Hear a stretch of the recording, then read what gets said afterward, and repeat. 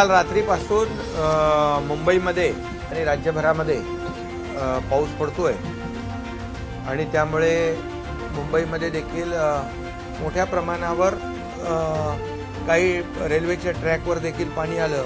चुनाभट्टी सायन त्या भागामध्ये देखील पाणी साचलं आणि त्यामुळे रेल्वे सेवा देखील अफेक्टेड झाली. माझं एवढंच सगळ्यांना आव्हान आहे, नागरिकांना देखील, की आता पुन्हा भरतीचं एक सूचना दिलेली आहे हायटाईडची 1-2 नंतर.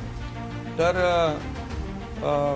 गरजेशिवाय घरातून बाहेर येणं टाळलं तर बऱ्यापैकी त्याच्यामध्ये